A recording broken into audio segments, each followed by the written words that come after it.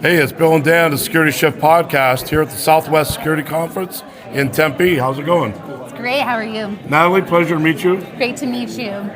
So, here in your chat today, well, first off, tell us a little bit about yourself. I know we heard about it here, but for the listeners in the event, tell us a little bit about yourself. Yeah, hi, my name's Natalie. I'm the Director of Risk Management for the Arizona Diamondbacks.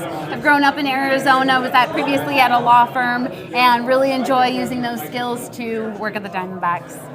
So, it was really interesting during the chat, and I had wrote this down. You're in an entertainment environment. However, a lot of times people might think, oh, it's just entertainment. There's just a lot of day-to-day things that go along with mitigating risk that most people wouldn't realize. They just see the product on the field. They don't realize the pain behind the scenes.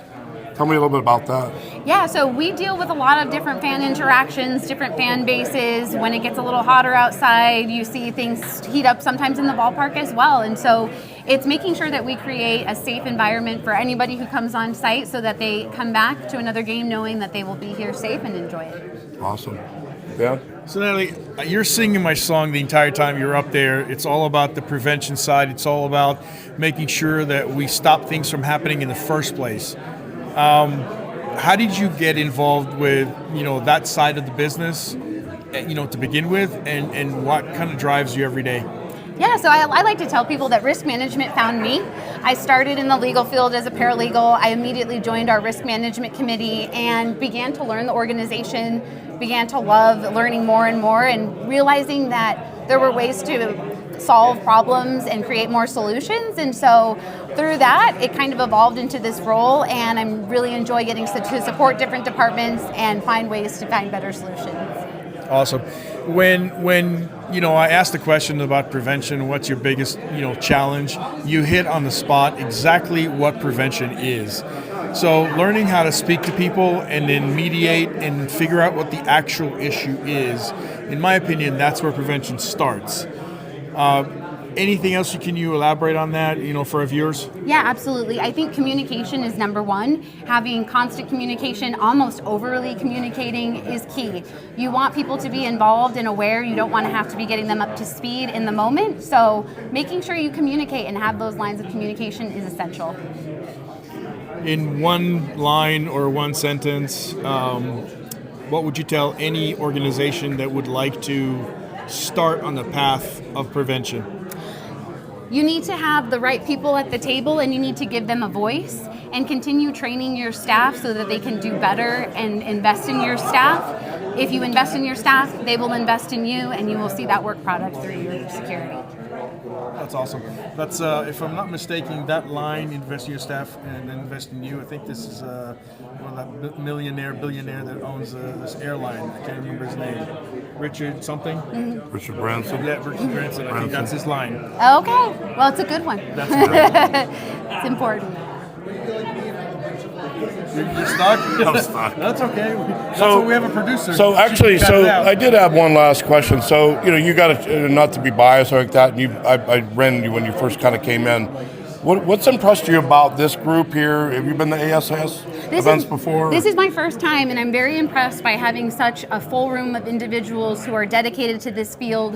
What they do is invaluable. A lot of times you can't quantify the work that they do, and so it's very impressive to be able to collaborate, continue growing the networks, and meeting the people who are boots on the ground here in Arizona. Yeah, I think it's undiscovered or really unknown. I say this a lot in the podcast, and I've been around a lot of collaboration, not just selling security technology, but being in groups like InfraGard and ASIS and other organizations. But this is a hotbed of security talent, not just because data centers are here, but people like you that intersect and bring some of these different pieces together, and the different professionals in this room. It's just been amazing. But, your exposure to a lot of different security professionals, I'd love to hear what your impressions are of this event.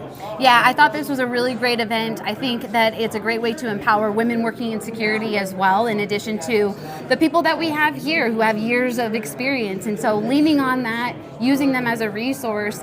And sometimes we face a lot of similar challenges here in the state of Arizona, so we should rely on our networks and figure out what industry trends are going on and how we can prevent. Yeah, that's powerful. So once again, thanks a lot today for speaking to us. Thank you. Pleasure to meet you.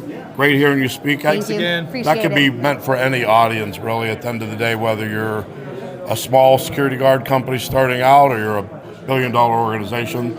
That presentation was golden. So Yeah, appreciate prevention it. doesn't cost money as much as your shiny new object, and it'll do more to stop things from happening in the first place. So this girl's got it right, and I think you need to, get in touch with her.